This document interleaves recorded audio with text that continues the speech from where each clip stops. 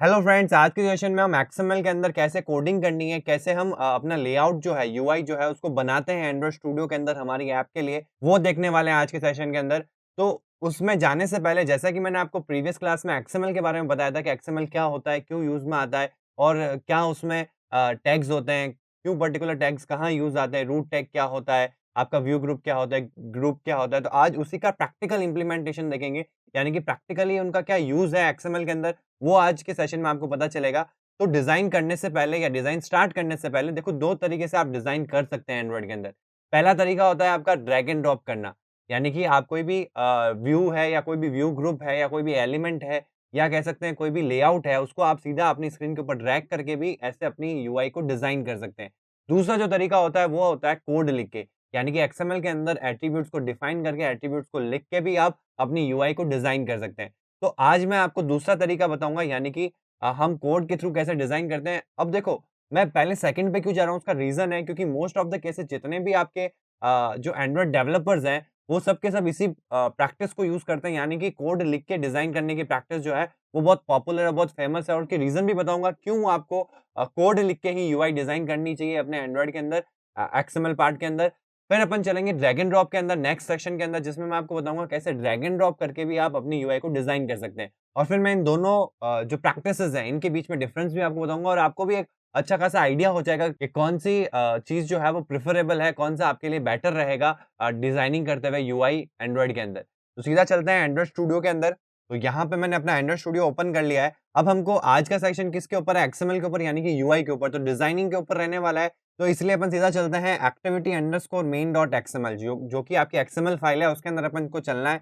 तो सीधा चलते हैं अपन इसके अंदर। ये देखो, ये फाइल आपको कहाँ मिलती है? जैसे ही आप कोई नया प्रोजेक्ट क्रिएट करते हो, तो बाय डिफ़ॉल्ट मैंने जैसे आपको बताया था प्रीवियस सेक्शंस के अंदर कि एक जो एक्टिविटी है वो क्रिएट होती है और एक्टिविटी के साथ-साथ क्या होता है, 2 फाइल्स आती है। एक आपका फ्रंट एंड आता है और एक उसका लॉजिक पार्ट वाली फाइल आती है, यानी हम उसको कह सकते हैं बैक एंड भी कह सकते हैं। बट एक्चुअल में बैक एंड आपका जो डेटाबेस से कनेक्टिविटी होती है उसको हम बैकएंड बोलते हैं। लेकिन अगर मैं स्टैटिक ऐप्स की बात करूँ तो इसको हम बैकएंड भी बोल सकते हैं कि जो भी आपके ऑन क्लिक लिसनर्स हैं, यानी कि जो इवेंट परफॉर्म करने हैं आपको कोई भी बटन की क्लिक पे या रन टाइम पे जो भी आपको काम करवाना है, वो हमारा जावा जो फाइल होती है उसके अंदर होता है। और जो भी यूआई यूज़र को जो यूज़र इंटरफेस दिखेगा, वो कहाँ डिज़ाइन करना है आपको, वो इस पर्टिकुलर एक्सएमएल के अंदर करना है।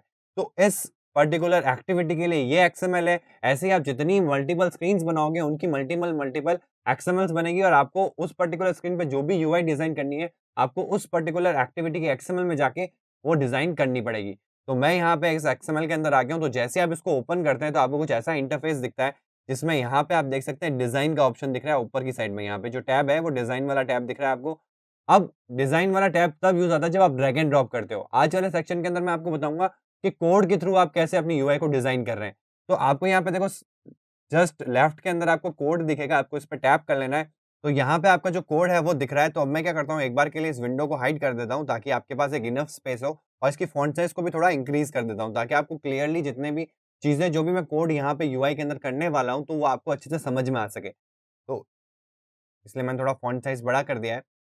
अब एक और चीज़ होती है इसमें, जस्ट जो बीच वाला है ना स्प्लिट, स्प्लिट का मतलब क्या होता है कि आप जैसे-जैसे कोड लिख रहे हैं एक्सएमएल का, लेफ्ट हैंड पैनल के अंदर आपको राइट हैंड साइड पैनल मिल जाएगा स्प्लिट करने के बाद में, जहाँ आप देख सकते हैं कि जो डिज़ाइन आप कर रहे हैं, वो इम्प्लीमेंट हो रही है कि नहीं हो रही। मतलब एक्चुअल स्क्रीन के ऊपर कैसी दिख रही है और अगर वो नहीं दिख रही है तो क्या रीज़न है, क्यों नहीं दिख रही है, तो आप उसको चेक कर सकते हैं। तो जैसा-जैसा कोड आप यहाँ लिखते रहेंगे लेफ्ट पैनल में, राइट पैनल में आपको उसके रिस्पेक्टिव स्क्रीन पे चेंजेस दिखते रहेंगे। तो मैं यहाँ पे स्प्लिट वाला यूज़ करूँगा क्योंकि उससे क्या होता है कि आप इज़िली देख पाएँगे कि जो आप इधर लेफ्ट हैंड साइड में पैनल में कोडिंग कर रहे हैं, वो रिफ्लेक्ट कर रही है कि नहीं कर रही है, वो जो चीज़ चाहते हैं वो आपकी यूआई में चेंजेस हो रहे हैं कि नहीं हो रहे हैं। तो इसीलिए स्प्लिट वाला बेटर ऑप्शन रहता है, ठीक है? तो यहाँ मैंने इसको 3/4 एरिया में ले लिया, इसको 1/4 एरिया में ले लिया ताकि मैं कोडिंग भी आराम से कर सकूँ और देख भी सकूँ। और यहाँ पे देखो प्लस माइनस का ऑप्शन आता है, जिससे आप ज़ूम इन कर सकते हो, ज़ूम आउट कर सकते हो। तो मैं थोड़ा इसको ज़ूम इन कर लेता हूँ ताकि मेरा जो व्यू है वो ज़्यादा क्लियर दिखे मेरे को, ठीक है? अब आ जाते हैं इस एक्सएमएल के अंदर, तो ये जो सबसे ऊपर जो आपको लाइन दिख रही है, ये आपकी डिफाइन करती है एक एक्सएमएल फाइल को। तो एक्सएमएल फाइल जब भी आप बनाओगे तो ये हर एक्सएमएल फाइल के अंदर ऊपर एज़ अ प्रीसेट जिसे कह सकते हैं, डिफाइंड रहेगी, प्री डिफाइंड रहेगी। ये लाइन के बाद ही हम उसको आइडेंटिफाई कर सकते हैं कि एक एक्सएमएल फाइल है ये। तो ये एक्सएमएल के कुछ एट्रिब्यूट्स हैं जो आपको एक्सएमएल की फर्स्ट लाइन पे दिख जाएँगे, उसके बाद में एक्चुअल में जो भी एक्सएमएल का कोडिंग करना है, वो करना रहेगा। अब क्वेश्चन आता है कि क्या ये आपको लिखना पड़ता है? तो बिल्कुल भी आपको ये लिखना नहीं पड़ता। बाय डिफ़ॉल्ट जब भी आप कोई एक्सएमएल फाइल क्रिएट करते हैं, तो ये प्री डिफाइंड लिखा हुआ आता है, ठीक है? अब चलते हैं इसके नीचे, जहाँ से हमारा जो डिज़ाइनिंग पार्ट है वो स्टार्ट होगा। तो जैसा कि मैंने प्रीवियस सेक्शन में बताया था कि आपको जब भी डिज़ाइन करनी है तो उसमें एक रूट टैग होता है, यानी कि एक एक्सएमएल फाइल के अंदर जब भी हम यूआई के अंदर डिज़ाइन करते हैं, तो एक एक्सएमएल फाइल के अंदर हमेशा आपका एक ही एलिमेंट यूज़ आएगा। जब हम एंड्रॉयड के लिए यूआई डिज़ाइन कर रहे हैं, तो आप केवल और केवल एक ही रूट एलिमेंट ले सकते हैं, यानी कि इस केस में मैं क्या लूँगा, यहाँ पे एक लेआउट लूँगा। क्योंकि जैसा कि हमने प्रीवियस सेक्शन में डिस्कस किया था कि एक एक्सएमएल फाइल के अंदर एक ही रूट टैग आ सकता है, और वो क्यों हम लेआउट ले रहे हैं, क्योंकि उसका रीज़न भी है। लेआउट के अंदर क्या होता है, जैसे आप पेंटिंग करते हैं तो एक कैनवास लेना पड़ता है, वैसे ही जब आपको स्क्रीन के ऊपर बहुत सारे व्यूज़ या बहुत सारे व्यू ग्रुप्स लगाने हैं, तो आपको एक रूट एलिमेंट जो है वो ऐसा व्यू ग्रुप लेना पड़ेगा जिसमें मल्टीपल व्यूज़ आ सके। अगर मैं केवल एक व्यू लूँगा, तो उसमें मल्टीपल चाइल्ड नहीं लगा सकता, लेकिन अगर मैं व्यू ग्रुप लेता हूँ, तो उसमें क्या कर पाऊँगा, मैं मल्टीपल व्यूज़ ऐड कर पाऊँगा। तो इसलिए जो हमारा जो फर्स्ट टैग रहने वाला है एक्सएमएल का, वो एक लेआउट रहेगा या एक व्यू ग्रुप रहेगा। अब देखो एंड्रॉयड के अंदर आपको बहुत सारे लेआउट्स मिल जाएँगे, जैसे कि रिलेटिव लेआउट हो गया, लीनियर लेआउट हो गया, कंस्ट्रेंट लेआउट हो गया, कोऑर्डिनेटर लेआउट हो गया। बहुत सारे लेआउट्स हैं, डॉट, डॉट, डॉट, डॉट, ऐसे आपको कई सारे लेआउट्स एंड्रॉयड के अंदर मिल जाएँगे, और हम भी एक-एक करके सारे लेआउट को समझेंगे। तो यहाँ पे बाय डिफ़ॉल्ट जो आपका टैग लगा हुआ आता है, वो आता है कंस्ट्रेंट लेआउट का, ठीक है? अब कंस्ट्रेंट लेआउट एंड्रॉयड के अंदर रिसेंटली ऐड हुआ है, तो उसको समझने से पहले आपको जो इसके प्राइमरी लेआउट्स है, जो पहले यूज़ आते थे यूनिवर्सल डिज़ाइन बनाने के लिए, यानी कि relative layout and linear layout, इनका कॉन्सेप्ट क्लियर होना चाहिए। इनके सारे जो बेसिक्स है, वो आपको क्लियर होने चाहिए, तब हम कंस्ट्रेंट लेआउट को अच्छे से समझ पाएँगे, और उसका जो एप्लीकेशन है कि क्यों कंस्ट्रेंट लेआउट को लेके आया गया है एंड्रॉयड के अंदर, वो भी हम अच्छे से देख पाएँगे अगर हमको सारे जो लेआउट्स हैं, जो पहले यूज़ आते थे, उनका रोल पता चल जाए या उनकी लिमिटेशंस का पता चल जाए, तो हम कंस्ट्रेंट का अच्छे से यूज़ कर पाएँगे। तो आगे वाले मॉड्यूल में जब हम मटेरियल डिज़ाइनिंग के बारे में पढ़ेंगे, तब मैं आपको अच्छे से कंस्ट्रेंट लेआउट के बारे में समझाऊँगा। तब तक आप पर्टिकुलर इस एक्सएमएल के कोड से फ़ैमिलियर हो जाएँगे, तब आपका कंस्ट्रेंट लेआउट को समझना काफ़ी ईज़ी हो जाएगा। तो सबसे पहले आपको क्या करना है, यहाँ पे जो बाय डिफ़ॉल्ट टैग आ रहा है, इसको मैं अभी के लिए हटा देता हूँ, क्योंकि मेरे को कंस्ट्रेंट लेआउट नहीं चाहिए, ठीक है? अभी के लिए हम आगे समझेंगे इसको, फिर हम डिसाइड करेंगे हमको कौन-सा लेआउट चाहिए। लेकिन पहले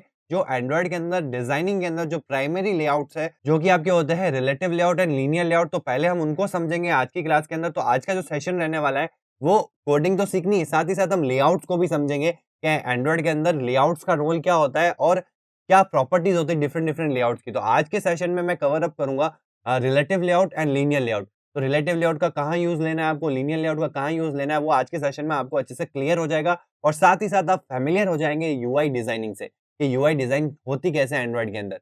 तो सीधा-सा आपको यहाँ पे क्या करना है, सबसे पहले हम रिलेटिव लेआउट देखने वाले हैं, तो मैं यहाँ पे रिलेटिव लेआउट ले रहा हूँ। देखो, जैसे आईडी की स्पेशलिटी होती है, आप जैसे-जैसे टाइप करोगे, वैसे-वैसे आपको सजेशन मिलना स्टार्ट हो जाएँगे। तो यहाँ पे जैसे ही मैं रिलेटिव लिखने की कोशिश कर रहा हूँ, मेरे को एक सजेशन मिल रहा है, क्या आप रिलेटिव लेआउट की बात कर रहे हैं? तो आप सीधा यहाँ पे एंटर करें और आपको रिलेटिव लेआउट मिल जाएगा, ठीक है? नहीं तो आप पूरा भी लिख सकते हैं, बस ध्यान रखना है क्योंकि ये केस सेंसिटिव होता है, तो इसमें आर का स्मॉल आर का अलग मतलब होगा और कैपिटल आर का अलग मतलब होगा। तो इसमें आर कैपिटल है, एल कैपिटल है, तो इस चीज़ का आपको ध्यान रखना है। मैंने यहाँ पे एंटर कर दिया, तो यहाँ पे मेरा रिलेटिव लेआउट यूज़ आ गया। अब आपको देखना है कि एंडिंग कहाँ हो रहा है। अभी के लिए मैं ये जो अंदर चाइल्ड लगा हुआ आ रहा है ना टेक्स्ट व्यू, इसको मैं हटा देता हूँ। पहले अपन इस पर्टिकुलर टैग को समझेंगे, रूट टैग को, कि रूट टैग में क्या-क्या एट्रिब्यूट्स प्राइमरी होते हैं, वो आपको क्यों लगाने चाहिए, तो वो सारी चीज़ें समझेंगे। उसके बाद में अंदर इनके चाइल्ड्स बनाऊँगा मैं, यानी व्यूज़ बनाऊँगा, और फिर मैं आपको इनकी प्रॉपर्टीज़ समझाऊँगा कि रिलेटिव लेआउट की प्रॉपर्टीज़ क्या होती है और आपको कब relative layout as a root tag use करना है या as a view group use करना है, ठीक है? तो यहाँ पे आप देख सकते हैं कि रिलेटिव लेआउट का टैग यहाँ ओपन हुआ है, यहाँ पे इसके एट्रिब्यूट्स जो है वो खत्म हुए हैं। लेकिन ये टैग क्लोज़ नहीं हुआ है, टैग कहाँ क्लोज़ हुआ है? नीचे के एंड पे, ठीक है? दैट मीन्स इसके अंदर फर्दर चाइल्ड आ सकते हैं इस एरिया पे। तो यहाँ पे इसके क्या आएँगे, क्योंकि एक व्यू ग्रुप है, तो इसके फर्दर जितने भी चाइल्ड्स हैं वो यहाँ पे प्लेस किए जा सकते हैं, ठीक है? और यहाँ पे जो आपको ये सारी चीज़ें दिख रही है, ये होती है आपके एट्रिब्यूट्स। तो कोई भी टैग अगर आप ले रहे हो, तो उसके जितने भी आपको एट्रिब्यूट्स प्रोवाइड करने हैं, वो आप यहाँ प्रोवाइड करेंगे। अब सबसे पहला जो एट्रिब्यूट है, वो XMLNS, ये क्या चीज़ है? XMLNS कोलन एंड्रॉइड से ये जो एक यूआरएल आ रही है, ये चीज़ क्या है? तो इसको समझते हैं हम कुछ बेसिक पॉइंट्स से कि ये चीज़ है क्या और क्यों यूज़ में आती है यहाँ पे। तो पहले हम इसको डिस्कस करते हैं, इसको समझते हैं कि एक्चुअल में यहाँ पे इसका नीड क्या है, क्यों यूज़ में आ रहा है, और फिर वापस यहाँ पे आएँगे और उसके आगे से हम स्टार्ट करेंगे। तो जो आपका XMLNS जो वहाँ पे यूज़ हुआ है, वो एक एक्चुअल में क्या है, यूआरआई है। अब यूआरआई क्या होता है? यूनिफ़ॉर्म रिसोर्स आइडेंटिफायर, ठीक है? देखो, यूआरआई से आप फ़ैमिलियर नहीं हो, लेकिन यूआरएल से आप फ़ैमिलियर हो। यूआरएल क्या होता है? Uniform resource locator. तो आपका जो यूआरएल है, वो एक काइंड ऑफ यूआरआई है। मतलब आपका यूआरआई क्या होता है? यूआरआई यूज़ आता है, जैसे कि आप नाम से समझ सकते हैं, यूनिफ़ॉर्म रिसोर्स आइडेंटिफायर, मतलब ये रिसोर्स को आइडेंटिफाई करने के लिए काम आता है। मतलब कुछ सेट ऑफ स्ट्रिंग कैरेक्टर्स होते हैं जो ये आइडेंटिफाई करते हैं कि पर्टिकुलर किस टाइप का रिसोर्स है। तो जो आपका यूआरएल भी है वो एक काइंड ऑफ क्या है, यूआरआई है, क्योंकि वो डोमेन एड्रेस को आइडेंटिफाई करता है। यूआरएल मतलब क्या हो गया, एक यूनिक डोमेन एड्रेस, तो उसको आइडेंटिफाई करने के लिए काम आता है। ऐसे फर्दर आपको यूआरएन होता है, यूनिफॉर्म रिसोर्स नेम, जो कि कॉमनली यूज़ नहीं है, लेकिन एक टाइप ऑफ यूआरआई है। तो यूआरआई का मतलब समझ में आया, यूनिफॉर्म रिसोर्स आइडेंटिफायर होता है। लेकिन यहाँ पे क्या यूज़ में आ रहा है, यहाँ पे क्यों यूज़ में आ रहा है? तो पहले उसका एक सिंटैक्स देख लेते हैं। एक्सएमएलएनएस इस नाम से ये प्रोवाइड किया जाता है। ये इसको एक्सएमएल के अंदर प्रीफिक्स कहते हैं, ठीक है? अब प्रीफिक्स क्यों यूज़ में आता है, उसका रीज़न मैं आपको बताता हूँ कि जब हमारे एक्सएमएल के अंदर हमको एट्रिब्यूट्स, कॉमन एट्रिब्यूट्स लेने हैं, तो अगर मैं कॉमन एट्रिब्यूट्स लूँगा डिफरेंट जगहों के, जैसे कि इस पर्टिकुलर रिसोर्स का जो एट्रिब्यूट है वो अलग है, इस पर्टिकुलर रिसोर्स का जो एट्रिब्यूट है वो अलग है, लेकिन नेम्स मेरे को फिर भी सेम देने हैं, तो मैं यूज़ करूँगा प्रीफिक्स का। यानी कि मैं एक को दूँगा हाउस, एक को दूँगा फर्नीचर। तो हाउस क्या हो जाएगा, उसका प्रीफिक्स हो जाएगा, जिसमें फिर से मैं क्या कर सकता हूँ, नेम, अलग-अलग तरह के एट्रिब्यूट्स डिफाइन कर सकता हूँ। और अगर वही सेम एट्रिब्यूट्स मेरे फर्नीचर में भी यूज़ में आ रहे हैं, तो अब मैं फर्नीचर प्रीफिक्स के अंडर उनको आइडेंटिफाई कर सकता हूँ। तो अब होगा क्या, जब मैं इनको यूज़ करूँगा, तो जो आपका हाउस का अगर आपको नेम लेना है, तो हाउस कॉलन नेम, तो अलग आइडेंटिफिकेशन मिल गई। एंड अगर फर्नीचर का नेम यूज़ करना है, तो फर्नीचर कॉलन नेम। अब दोनों में नेम है, लेकिन अब दोनों की आइडेंटिफिकेशन अलग है, क्योंकि उसके आगे एक प्रीफिक्स लग रहा है। तो यहाँ पे ये जो प्रीफिक्स आपको दिख रहा है यूआरआई वाला, एक्सएमएलएनएस, वो इसीलिए लगाया गया है। तो अब यहाँ पे आप देख सकते हैं एग्जांपल के अंदर जो यहाँ पे एक्सएमएलएनएस कॉलन्स प्रीफिक्स जो आ रहा है, उसके बाद में एक यूआरआई आ रही है। यूआरआई जहाँ पे सारे इसके एट्रिब्यूट जो है वो डिफाइंड है एंड्रॉइड के, ठीक है? तो वो यूआरआई क्या है, एचटीटीपी कॉलन से स्टार्ट होते हुए slash resource slash Android colon ID से ये पूरी आपकी क्या है, यूआरआई है, जो यहाँ पे यूज़ आने वाली है। और यहाँ पे सारे एट्रिब्यूट्स प्री डिफाइंड है एंड्रॉइड के, जिनको आप यूज़ करने वाले हैं इस पर्टिकुलर एक्सएमएल के अंदर। तो इसीलिए इसको नेम स्पेस यूआरआई को लगाना मैंडेटरी हो जाता है आपके एक्सएमएल के अंदर। अब समझते हैं एक और चीज़, ये इस पर्टिकुलर चीज़ के लिए तो यूज़ आता ही है, उसके अलावा भी कहाँ यूज़ में आता है। जैसे जब आप कोई भी अपना खुद का कोई व्यू बनाएँगे, जैसे अभी आपको प्री डिफाइंड व्यूज़ मिलते हैं, टेक्स्ट व्यू हो गया, इमेज व्यू हो गया, तो एंड्रॉइड के अंदर आप अपना खुद का कस्टमाइज़ेशन भी कर सकते हैं। जैसे आप अपना खुद का टेक्स्ट व्यू बना सकते हैं, जहाँ आप अपना जो प्री डिफाइंड टेक्स्ट व्यू उसको ना यूज़ करते हुए खुद का टेक्स्ट व्यू यूज़ कर सकते हैं, खुद का इमेज व्यू यूज़ कर सकते हैं। मतलब खुद के सारे व्यूज़ जो है, व्यू ग्रुप्स है, वो खुद के भी बना सकते हैं और यूज़ कर सकते हैं। तो ये जो नेम स्पेस है, ये इसलिए भी मैंडेटरी है कि आप उनके बीच में आइडेंटिफ़ाई कर सकें, कि अगर आपने कोई एंड्रॉइड का जो एट्रिब्यूट्स है वो लेने हैं, तो आप इस पर्टिकुलर नेम स्पेस से यूज़ करेंगे। और अगर आपको जो आपने खुद से अपना कोई व्यू बनाया है या कोई ऐसी लाइब्रेरी इम्पोर्ट करी है, उसका कोई व्यू है, उसको आप यूज़ कर रहे हैं, तो उसके जो एट्रिब्यूट्स हैं, वो एक अलग नेम स्पेस से आपको मिलेंगे। वो एंड्रॉइड के नेम स्पेस से नहीं मिलेंगे। तो यहाँ पे भी आपका ये जो नेम स्पेस है, ये मैंडेटरी हो जाता है। तो अब आपको एक क्लियर पिक्चर मिल गई होगी कि क्यों एक्सएमएलएनएस कॉलन एंड्रॉइड यूज़ किया जाता है। ये एक यूआरआई प्रीफिक्स है, जिसको हम एक्सएमएल में कहते हैं नेम स्पेस यूआरआई, जिसका यूज़ क्या है कि जितने भी एट्रिब्यूट्स हैं, जितने भी रिसोर्सेज़ हैं एक्सएमएल के अंदर, जो आपको रिक्वायर्ड रहेंगे जब भी आप डिज़ाइनिंग करेंगे और जब भी आप एंड्रॉइड कंपोनेंट यूज़ करेंगे, यानी कि जो एंड्रॉइड के प्री डिफाइंड लेआउट्स है या एंड्रॉइड के प्री डिफाइंड व्यू या व्यू ग्रुप्स है, उनके जितने भी आप एट्रिब्यूट्स जो है, वो अगर आप देंगे, तो उसके लिए जो आपको ये यूआरआई जो है, ये आपको चाहिए, क्योंकि इसी से आपको क्या मिलेंगे, इन सारे एट्रिब्यूट्स का लिंक मिलेगा, यानी इन सारे एट्रिब्यूट्स को आप कॉल कर पाएँगे। तो चलते हैं सीधा वापस एक्सएमएल के अंदर और मैं आपको बताऊँगा कैसे कॉल होता है। तो वापस हम एक्सएमएल में आ गए। अब आप यहाँ पे देख सकते हैं कि जो हमारा ये जो नेम स्पेस यूआरआई है, वो उसका नाम जो होता है वो एक्सएमएलएनएस से स्टार्ट होता है। कॉलर यहाँ पे आप अपना कोई भी नाम दे सकते हैं, बट यहाँ पे बाय डिफ़ॉल्ट एंड्रॉइड दिया जाता है और उसका यूज़ भी है जिससे कि आप आइडेंटिफ़ाई कर सको इसको यूनिकली कि ये एंड्रॉइड के एट्रिब्यूट्स जितने भी हैं या जितने भी रिसोर्सेज़ हैं जो आपको इस एक्सएमएल के अंदर आप जब डिज़ाइन करोगे तब आपको यूज़ में आने वाले हैं, तो वो सारी चीज़ें आपको इस पर्टिकुलर प्रीफिक्स से मिलेगी। ठीक है? और इसका जो यूआरआई है वो यहाँ से स्टार्ट होता है और ये इसका पूरा यूआरआई है एंड्रॉइड तक। ठीक है? वैसे ही आप नीचे देख सकते हैं एक ऐप का यूआरआई आपको दिख जाएगा, ऐप प्रीफिक्स के अंदर उसका यूआरआई है। तो ये जो यूआरआई है, ये तब यूज़ हो सकता है जब आप अपना खुद का कोई अगर व्यू बनाते हैं या व्यू ग्रुप बनाते हैं या लेआउट बनाते हैं और उसके एट्रिब्यूट्स अगर आपको कॉल करना है, तो इस पर्टिकुलर यूआरआई की आपको ज़रूरत पड़ती है।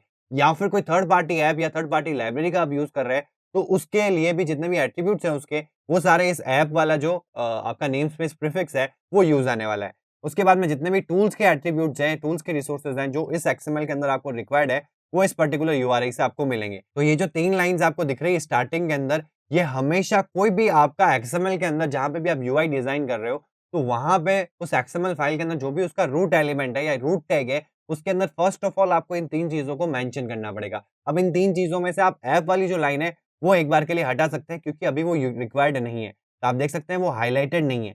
आप अगर एक्सएमएलएनएस कॉलन ऐप के ऊपर जा रहे हैं तो देखो वो हाइलाइटेड नहीं है क्योंकि वो कहीं यूज़ में नहीं आ रही है क्योंकि अभी तक अपन कोई थर्ड पार्टी लाइब्रेरी का हमने अभी तक कोई यूज़ नहीं किया है तो ये अभी यूज़ में नहीं आएगा। जब हम थर्ड पार्टी लाइब्रेरी को यूज़ में करेंगे तब आपको इस चीज़ को मेंशन करना पड़ेगा अपने रूट एलिमेंट के अंदर और फिर आप इसको यूज़ कर पाएँगे, ठीक है? तो आप इसको हटा सकते हैं, अभी रिक्वायर्ड नहीं है और अगर नहीं भी हटाना चाहे तो भी कोई दिक्कत वाली बात नहीं है। और एक और चीज़ जब भी आप कोई एक्सएमएल क्रिएट करेंगे तो ये चीज़ें प्री डिफाइंड रहेगी मतलब आपको याद रखने की ज़रूरत नहीं है या फिर इनको लिखने की ज़रूरत नहीं है। ये मैंने आपको इसलिए समझाया ताकि आपको आइडिया रहे कि एक्चुअल में ये एट्रिब्यूट लिख कैसे रहे, ये पर्टिकुलर जो चीज़ ऊपर हमने बाय डिफ़ॉल्ट लिखी हुई आती है एंड्रॉइड के अंदर ये क्यों आती है? तो आपको इस पर्टिकुलर चीज़ का एक आइडिया रहे इसलिए मैंने आपको ये सारी चीज़ें जो नेम स्पेस यूआरआई है एंड्रॉइड के अंदर वो मैंने आपको समझाई है यहाँ पे।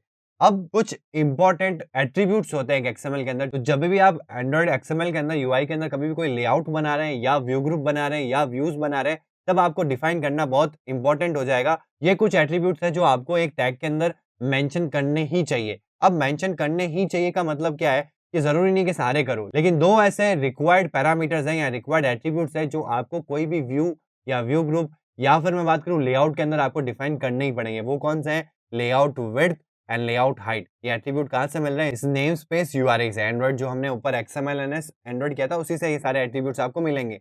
ठीक है? उसी में से 2 एट्रिब्यूट्स कौन-कौन से हैं? Layout width and layout height ये मेंशन करना ज़रूरी है। अब समझते हैं मेंशन करना क्यों ज़रूरी है? देखो, आपकी जो यूआई है, वो एक फ़ोन पे चल रही है और फ़ोन की जो स्क्रीन है वो एक 2D स्क्रीन है, मतलब 2D है। अब 2D, 1D, 3D ये चीज़ें क्या है? देखो, एक होता है आपका वन डायमेंशनल मतलब एक ही डायमेंशन में चलना, चाहे वो इधर चल रहा होगा, चाहे वो इधर चल रहा होगा। जब हम 2 डायमेंशन में साइमल्टेनियसली चल सकते हैं, डायगोनली चल सकते हैं, तो वो क्या कहलाता है? आपका 2 डायमेंशनल कहलाता है। यानी कि अगर आपकी जो पेपर है, पेपर पे आप कुछ चीज़ ड्रॉ करते हो, तो वो क्या है? 2D है। आप उसकी थर्ड साइड नहीं देख सकते। एक साइड देख सकते हो ये वाली, जो उसकी क्या हो जाएगी विड्थ हो जाएगी या लेंथ हो जाएगी और एक हो जाएगी उसकी हाइट। जो आप ऊपर से नीचे आ रहे हो, नीचे से ऊपर जा रहे हो, वो एक डायमेंशन हो गया और एक इधर लेफ्ट से राइट, राइट से लेफ्ट, ये क्या हो गया? दूसरा डायमेंशन हो गया। तो ये होता है आपका 2D डायमेंशन। तो आपका जो यूआई है, वो 2 डायमेंशन है। हाँ, हम 3 डायमेंशन इल्यूज़न क्रिएट कर सकते हैं एंड्रॉइड के अंदर जिससे कि यूज़र को ऐसा लगे कि ये 3D में है लेकिन एक्चुअल में 3D में नहीं है। 3D में कौन-सी चीज़ होती है? जैसे आपका फ़ोन है। अगर ये फ़ोन की मैं बात करूँ यहाँ पे, तो ये 3D ऑब्जेक्ट कैसे हुआ? क्योंकि देखो, इधर भी है, ये वाला पोर्शन भी है, ठीक है? और एक ये वाला हाइट भी है इसको। तो ये होता है आपका 3D ऑब्जेक्ट। तो कोई भी चीज़ जो आपके यूनिवर्स में एक्सिस्ट करती है, वो 3D एलिमेंट होता है या 3D ऑब्जेक्ट होता है। लेकिन जो स्क्रीन के अंदर दिख रहा है आपको या पेपर के ऊपर आप जो ड्रॉ कर रहे हो या अपनी यूआई की बात करूँ, तो यूआई के अंदर जो आप डिज़ाइन बना रहे हो, वो क्या है? एक 2D ऑब्जेक्ट है यानी कि वो 2D एनवायरनमेंट के अंदर है, यानी उनकी 2 साइड्स ही हो सकती है, 2 ही डायमेंशन हो सकते हैं, यानी कि एक उनका विड्थ होगा और एक उनका हाइट होगा। तो जैसे मैंने स्टार्टिंग में बताया था कि व्यू क्या होता है? एक रेक्टेंगुलर बॉक्स है और कुछ नहीं है, एक रेक्टेंगुलर बॉक्स है। तो अगर आप कोई भी रेक्टेंगुलर बॉक्स ड्रॉ करना चाहते हो कहीं पे भी, यहाँ हम ड्रॉ कहाँ कर रहे हैं? हमारे लेआउट के अंदर। तो क्या चाहिएगा उनको? क्या रिक्वायरमेंट रहेगी? उनका विड्थ और उनका हाइट। तो इसीलिए दोनों चीज़ें जो है वो रिक्वायर्ड रहती है। अगर आप ये दोनों चीज़ें नहीं दोगे तो रेक्टेंगुलर बॉक्स नहीं बन पाएगा और अगर वो चीज़ नहीं बन पाएगी तो ड्रॉ नहीं कर पाएगा। तो इसलिए 2 रिक्वायर्ड जो पैरामीटर्स होते हैं या जो 2 रिक्वायर्ड एट्रिब्यूट्स होते हैं एक्सएमएल के अंदर वो ये होते हैं। ठीक है? चाहे आप कोई सा भी लेआउट लो, कोई भी व्यू लो, चाहे कोई भी व्यू ग्रुप लो, आपको सब में ये चीज़ मेंशन करनी ही पड़ेगी। ठीक है? अब मैं बात करता हूँ आईडी की और टेक्स्ट की। ये भी 2 इम्पोर्टेंट कह सकते हैं कि एट्रिब्यूट्स हैं जो यूज़ में आएँगे आपको डे टू डे लाइफ़ जब भी आप एक्सएमएल का कोड करोगे, बट रिक्वायर्ड नहीं है। मतलब ऐसा नहीं है कि अगर आप इनको नहीं लिखोगे तो एरर शो करेगा या आगे कोड नहीं कर पाओगे, ये कोई भी पॉसिबिलिटीज़ नहीं है। मतलब इनके बिना भी आप यूआई डिज़ाइनिंग कर सकते हो, इनके बिना भी आप सारा काम कर सकते हो। लेकिन ये मैं इनको इम्पोर्टेंट इसलिए बता रहा हूँ क्योंकि जब भी आपको अपने व्यू को अपनी जावा फाइल से कनेक्ट करना पड़ेगा, जो कि हम आगे वाले सेशन में देखने वाले हैं कि कैसे आप अपनी यूआई को या अपने एक्सएमएल फाइल को जावा से लिंक करेंगे, तब आपको आईडी की ज़रूरत पड़ेगी। आईडी कुछ नहीं है, आईडी सिंपल आपका एक आइडेंटिफिकेशन है। तो आपने बहुत सारे व्यूज़ लगा रखे हैं, बहुत सारे व्यू ग्रुप्स लगा रखे हैं अपने एक्सएमएल के अंदर, तो आप उनको यूनिकली आइडेंटिफ़ाई कैसे करोगे? इन आईडी से। जैसे आपके लिए नेम होता है आपको यूनिकली आइडेंटिफ़ाई करने के लिए, वैसे ही एक व्यू को यूनिकली आइडेंटिफ़ाई करने के लिए एक्सएमएल के अंदर होता है आईडी, ठीक है? और दूसरा होता है टेक्स्ट, टेक्स्ट मतलब जो भी आपको उसके ऊपर दिखाना है, जैसे टेक्स्ट व्यू के ऊपर अगर आपको कोई टेक्स्ट दिखाना है, तो उसके लिए टेक्स्ट यूज़ आता है। जब आप बटन की बात करें तो उसमें भी टेक्स्ट यूज़ आएगा। एक इमेज व्यू की बात करूँ तो उसमें टेक्स्ट की रिक्वायरमेंट नहीं है, ठीक है? एडिट टेक्स्ट की बात करें तो उसमें टेक्स्ट की रिक्वायरमेंट नहीं होती है, उसमें आपको यूज़र से टेक्स्ट लेना पड़ता है। लेकिन मोस्टली केसेज़ में आपको इसकी ज़रूरत पड़ेगी जब भी आप टेक्स्ट यूज़ करोगे, मतलब कि टेक्स्ट व्यू यूज़ करोगे या फिर बटन यूज़ करोगे। लेआउट्स में इनकी नीड नहीं होती है, ठीक है? अब चलते हैं सीधा हम एक्सएमएल के अंदर और अब मैं आपको इसके आगे की चीज़ें बताता हूँ, ठीक है? तो यहाँ पे मैं वापस अपने एक्सएमएल के अंदर आ चुका हूँ और यहाँ पे आप स्टार्टिंग में आप देख सकते हैं कि 2 टैग्स जो अभी अपन ने डिस्कस किए थे जो कि रिक्वायर्ड होते हैं, वो आपको यहाँ दिख रहे हैं जैसे कि लेआउट विड्थ एंड हाइट। अगर मैं इनको हटा देता हूँ, तो आप देखेंगे ऊपर एरर जनरेट आ गया। ये एरर क्या कह रहा है कि मैं इस रिलेटिव लेआउट को जान ही नहीं रहा। एक तो आपके नीचे रेड लाइन आ जाएगी, उसका मतलब क्या होता है कि इसमें कुछ एरर है, ठीक है? और एक पूरा ही रेड हो जाता है, इसका मतलब इस चीज़ को आइडेंटिफ़ाई ही नहीं कर सकते, जब तक आप इनको डिफाइन नहीं करते, इनके जो रिक्वायर्ड पैरामीटर्स हैं। तो अगर यहाँ पे आप सजेशंस के लिए जाएँगे, तो यहाँ पे आपको दिख जाएगा कि layout width and layout height should be defined, तो इनको डिफाइन करना ही पड़ेगा आपको, ठीक है? और क्यों डिफाइन करना चाहिए, अभी अपन ने स्लाइड्स में समझा था कि क्यों एंड्रॉइड में ये यूज़ में आता है। तो अभी मैं वापस इनको यूज़ कर लेता हूँ, ठीक है? पेस्ट कर दिया मैंने यहाँ पे। अब ये अंदर जो वैल्यूज़ हैं, ये क्या है? देखो, ये तो आप समझ में आएगा कि एट्रिब्यूट है, विड्थ और हाइट देनी पड़ेगी आपको। लेकिन अंदर ये एट्रिब्यूट्स हैं, ये क्या-क्या होता है? तो उसको समझते हैं। देखो, जभी भी आप विड्थ हाइट की बात करें, तो 3 चीज़ें आप दे सकते हो। पहली चीज़ आती है मैच पैरेंट, दूसरी आती है व्रैप कंटेंट और तीसरी आती है फिक्स साइज़, ठीक है? अब एक को एक-एक करके समझते हैं। मैच पैरेंट का मतलब होता है कि अपने पैरेंट के जो उनकी विड्थ है, या जैसे अगर आप विड्थ में डाल रहे हो मैच पैरेंट, तो यानी कि जो आपके पैरेंट की विड्थ होगी, यानी कि इस पर्टिकुलर लेआउट की अगर मैं बात करूँ, तो इसका पैरेंट क्या होगा? ये पूरी स्क्रीन, ठीक है? अगर मैं किसी व्यू के अंदर हूँ, मतलब व्यू की अगर विड्थ दे रहा हूँ, तो व्यू किसके अंदर होगा? एक लेआउट के अंदर होगा, या फिर एक व्यू ग्रुप के अंदर होगा, तो उसकी जो विड्थ है, उसके पैरेंट की जो विड्थ है, वो उसको मिल जाएगी, ठीक है? वैसे अगर हाइट के अंदर भी मैं मैच पैरेंट करता हूँ, तो उसके पैरेंट की जो हाइट है, वो उसको उस चाइल्ड को मिल जाएगी मैच पैरेंट करने से। अब आता है व्रैप कंटेंट। व्रैप का मतलब होता है व्रैपर। व्रैपर जैसे आप कोई भी चॉकलेट वगैरह खाते हो, तो उसके ऊपर आपने देखा होगा व्रैपर लगा हुआ होता है। उसका मतलब क्या होता है? कोई भी एम्प्टी स्पेस नहीं होती।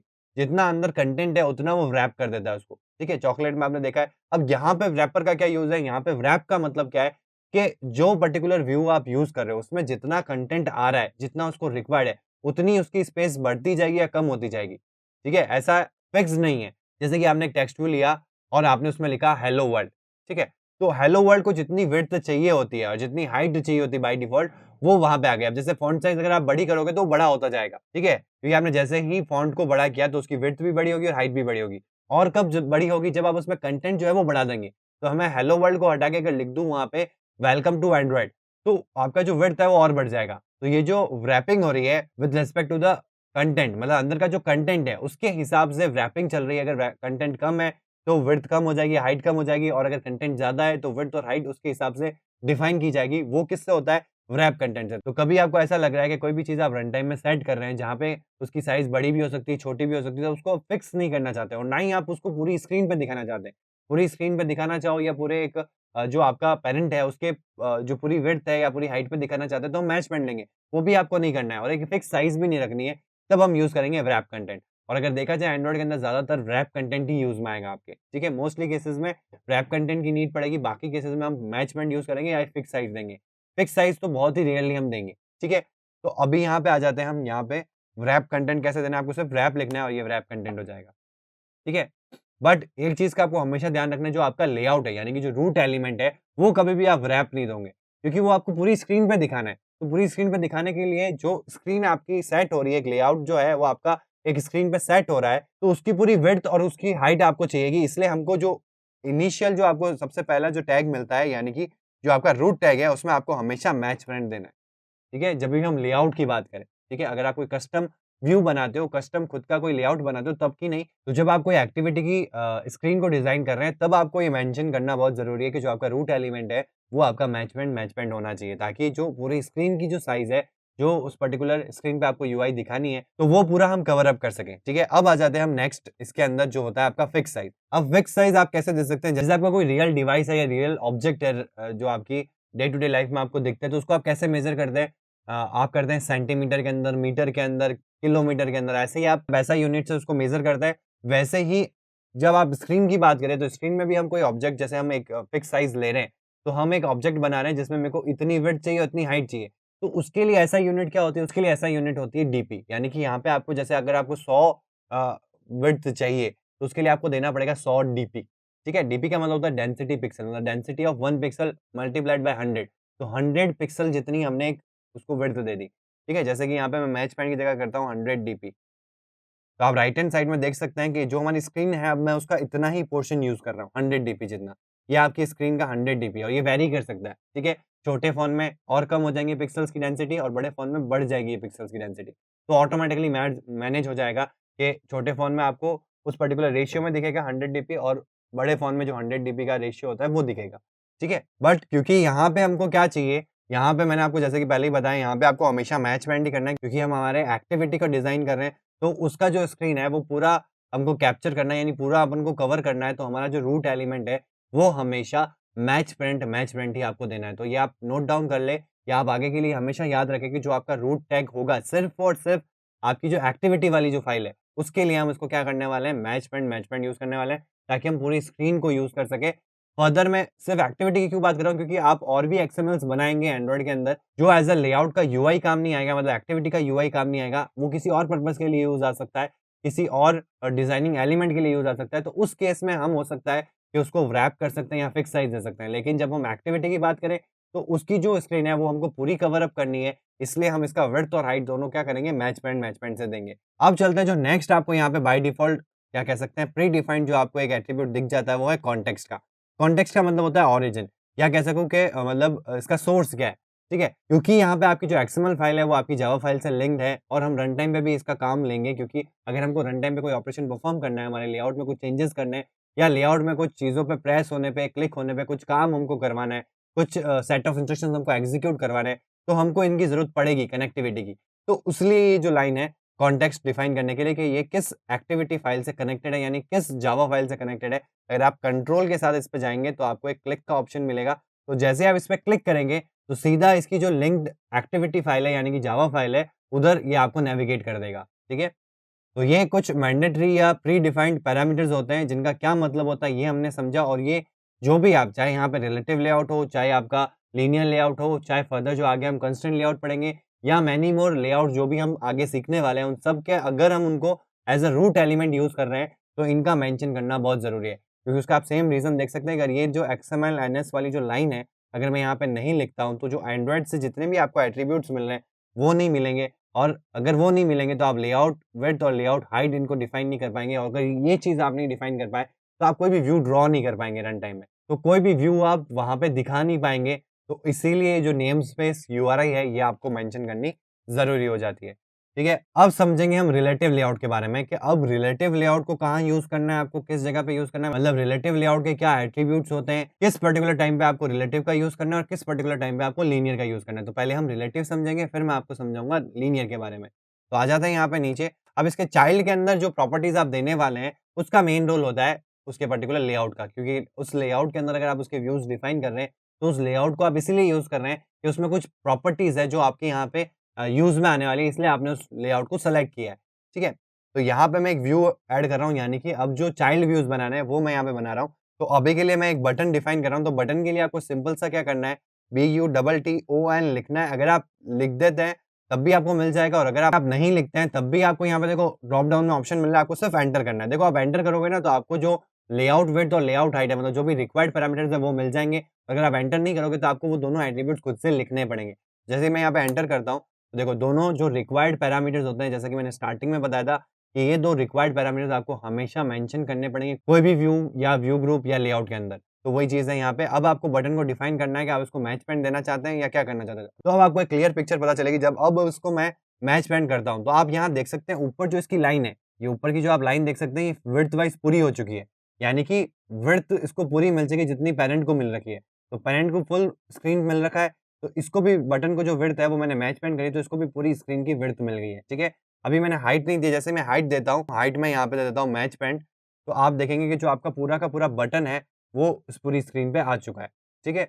यहाँ पे आपको देखने को मिल जाता है कि फुल स्क्रीन जैसे ही मैंने किया, मतलब कि मैंने जैसे ही विड्थ और हाइट मैच पेंट करी, तो जो पैरेंट की विड्थ और हाइट थी, वो इसको अलॉट कर दी गई। ठीक है? तो हमको कभी भी ज़रूरत पड़े तो हम इसको यूज़ कर सकते हैं, लेकिन बटन के लिए मैं इनको यूज़ नहीं करूँगा। बटन तो मेरा एक छोटा-सा होगा, ठीक है? या एक लिमिटेड हाइट और विड्थ का होगा, तो वो देने के लिए आप व्रैप कंटेंट का भी यूज़ कर सकते हैं। जैसे ही मैं व्रैप कंटेंट करता हूँ, तो यहाँ पे आप देख सकते हैं कि एक बटन की जो डिफ़ॉल्ट साइज़ होती है, वो आ चुकी है। अब देखो, अभी मैंने आपको थोड़ी देर पहले समझाया था कि व्रैप का मतलब होता है जितना उसके अंदर कंटेंट होगा, उसकी उतनी विड्थ और हाइट होगी। बट अभी बटन के अंदर तो कोई कंटेंट ही नहीं है। कंटेंट मतलब कि इसके ऊपर कोई टेक्स्ट नहीं लगाया, तो टेक्स्ट जैसे बड़ा होगा, वैसे बटन बड़ा होना चाहिए था, या टेक्स्ट जैसे छोटा होता है, वैसे बटन छोटा होना चाहिए था। लेकिन यहाँ तो अपन ने कुछ डाला ही नहीं है, सिर्फ़ मैंने व्रैप किया और यहाँ पे एक ऑटोमैटिकली डिफ़ॉल्ट साइज़ आ गई है। तो इसीलिए आई है क्योंकि बटन की एक डिफ़ॉल्ट साइज़ होती है एंड्रॉइड के अंदर। यानी कि एंड्रॉइड कहता है कि अगर आप बटन यूज़ कर रहे हो तो यार ये लिमिटेड साइज़ है, मतलब कि इससे छोटा आप बटन ना बनाएँ, ठीक है? इससे छोटा बटन ना तो प्रेस के लिए सही है, ना यूज़र के लिए फिज़िबल होगा, और हो सकता है कि यूज़र उस पे आसानी से क्लिक भी ना कर पाए। तो ये जो चीज़ है वो आपकी यूआई को और ख़राब कर सकता है कि अगर आप यूज़र को एक एप्रोप्रिएट जगह नहीं दे पा रहे या एक पर्टिकुलर स्पेस नहीं दे पा रहे जहाँ यूज़र उसको आसानी से क्लिक कर पाए। ठीक है? तो इतना मिनिमम होना चाहिए, आप इससे मिनिमम भी कर सकते हैं। वो कैसे कर सकते हैं? फिक्स्ड हाइट देके। जैसे फिक्स्ड हाइट और विड्थ दे दी मैंने, इसको दे दिया 70 डीपी विड्थ वाइज़ और हाइट वाइज़ दे दिया 100 डीपी। तो आप देख सकते हैं कि इससे छोटा भी बटन हो सकता है। कोई ऐसा रिक्वायरमेंट नहीं कि इससे छोटा बटन नहीं हो सकता। लेकिन अगर मैं बात करूँ तो डिफ़ॉल्ट साइज़ ये रहती है जब आप रैप कंटेंट यूज़ करते हैं। तो देखो बाकी सब जगह रैप कंटेंट का जो रोल है वो यही होता है, कंटेंट के ऊपर डिपेंड होता है। लेकिन बटन की मैं बात करूँ तो यहाँ पे एक जैसे ही आप रैप कंटेंट करते हो तो उसकी जो डिफ़ॉल्ट साइज़ है एक बटन की, वो एंड्रॉइड ने जो मेंशन कर रखी है वो आ जाती है। ठीक है? अभी इसको समझने के लिए मैं हाथों-हाथ यहाँ पे ना एक टेक्स्ट टूल लेके बताता हूँ। देखो ये जो सारे व्यूज़ मैं ले रहा हूँ ना चाइल्ड व्यूज़, इसका एक सेपरेट सेक्शन है। नेक्स्ट सेक्शन में मैं आपको सारे के सारे चाइल्ड व्यूज़ के बारे में बताऊँगा। जैसे बटन के बारे में, टेक्स्ट व्यू के बारे में, क्या-क्या एट्रिब्यूट्स होते हैं इनके, देन इमेज व्यू के एट्रिब्यूट्स क्या होते हैं, देन बटन के एट्रिब्यूट्स क्या होते हैं। तो नेक्स्ट सेक्शन में मैं चाइल्ड व्यूज़ के बारे में डिस्कस करूँगा। अभी सिर्फ मैं यहाँ पे क्योंकि हम रिलेटिव लेआउट समझ रहे हैं, तो बिना चाइल्ड को लगाए आप रिलेटिव की प्रॉपर्टीज़ को नहीं समझ पाएँगे। तो इसलिए यहाँ पे चाइल्ड को मेंशन करना ज़रूरी है। ठीक है? तो इसीलिए मैं यहाँ पे आपको व्यूज़ बता रहा हूँ। ठीक है? तो इनको डेप्थ में हम नेक्स्ट सेशन में समझेंगे, तब आपका एक क्लियर पिक्चर मिल जाएगा कि बटन के क्या-क्या एट्रिब्यूट्स होते हैं, टेक्स्ट व्यू के क्या-क्या एट्रिब्यूट्स होते हैं और जितने भी फर्दर कॉमन व्यूज़ जो रिक्वायर्ड होते हैं एक ऐप डिज़ाइनिंग के वक़्त इनिशियल फेज़ के अंदर, वो सारी चीज़ें हम उस सेशन में कवर अप करेंगे। ठीक है? तो अभी के लिए मैं यहाँ जैसे रैप कंटेंट देता हूँ इसको, ठीक है? अब डिफरेंस देखना आप। डिफरेंस दिखाने के लिए मैं ये आपको एक चीज़ बता रहा हूँ। तो देखो यहाँ पे इसको भी क्लोज़ कर देते हैं, ये टैग क्लोज़ कर देते हैं। तो आप बटन का देख सकते हैं, बटन को मैंने यहाँ पे रैप किया, तो उसको एक फिक्स साइज़ मिल गई। ठीक है? अभी के लिए मैं इसको हटा देता हूँ। अब बात करता हूँ टेक्स्ट व्यू की, तो यहाँ पे देखो एक पॉइंट बन गया है, ठीक है? इससे एक और चीज़ समझने को मिल रही है आपको कि जितने भी आप व्यूज़ ले रहे हो एक लेआउट के अंदर, वो बाय डिफ़ॉल्ट कहाँ आ रहे हैं? इस कॉर्नर में आ रहे हैं, इसको कहते हैं हम टॉप लेफ्ट कॉर्नर। तो इसको एंड्रॉइड की यूआई के अंदर स्टार्टिंग पॉइंट भी कहा जाता है, यानी कि ये जो आपका पॉइंट है, ये कहलाता है 0,0 कोऑर्डिनेट ऑफ द यूआई। मतलब जो यूआई के कोऑर्डिनेट्स बनते हैं, उसका ये 0,0 है, ठीक है? मतलब यहाँ से आपकी डिज़ाइनिंग का जो इनिशियल पार्ट है, वो स्टार्ट होता है। मतलब आपने कोई भी अगर प्रॉपर्टी नहीं दे रखी है किसी भी लेआउट की और कोई भी व्यू को आप सेट करते हो, तो बाय डिफ़ॉल्ट वो कहाँ चला जाएगा? इस पर्टिकुलर कॉर्नर के अंदर, इसको कहते हैं टॉप लेफ्ट कॉर्नर। तो ये चीज़ ध्यान रखना। तो अब आपको ये चीज़ समझ में आ गई होगी कि जब मैं टेक्स्ट व्यू के अंदर रैप कर रहा हूँ, तो वो डिफ़ॉल्ट साइज़ नहीं आ रहा क्योंकि टेक्स्ट व्यू में डिफ़ॉल्ट की ज़रूरत ही नहीं होती, बटन में ही ज़रूरत होती है। ठीक है? अब जब मैं इस टेक्स्ट व्यू के अंदर जब टेक्स्ट दूँगा, तो आपको सिंपल सा टेक्स्ट लिखना है और जैसे ही मैं टेक्स्ट दूँगा और यहाँ पे जैसे-जैसे मैं लिखता जाऊँगा, तो आप देख सकते हैं कि जो विड्थ है वो बढ़ती जाएगी। ठीक है? यहीं अगर मैं इसकी विड्थ को अगर फिक्स कर देता हूँ 70 डीपी।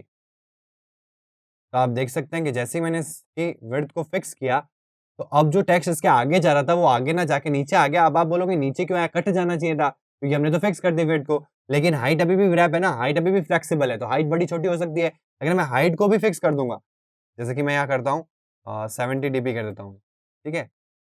70 से कम करते हैं एक बार के लिए, ताकि आपको आइडिया हो। जैसे कि मैंने इसको 20 डीपी कर दिया। तो अब आप यहाँ पे देख सकते हैं कि जो आपका जो कंटेंट है वो कट चुका है यानी कि फिक्स्ड हो चुका है। ठीक है? अब इतनी पोर्शन में जितना आपको दिखाना है वही दिखेगा। तो ये जब भी आपको रिक्वायर्ड हो कि भई आपको एक फिक्स्ड व्यू चाहिए कि मतलब फिक्स्ड हाइट और विड्थ हो, तो उस पर्टिकुलर चीज़ के लिए आप इसको यूज़ कर सकते हैं फिक्स साइज़ देने का। अब वापस आ जाते हैं हम हमारे बटन के ऊपर। ये सिर्फ़ आपको एक प्रैक्टिकल व्यू देने के लिए कि क्यों बटन के अंदर ये चीज़ आती है और बाकी व्यूज़ के अंदर रैप कंटेंट पे कुछ अलग होता है। ठीक है?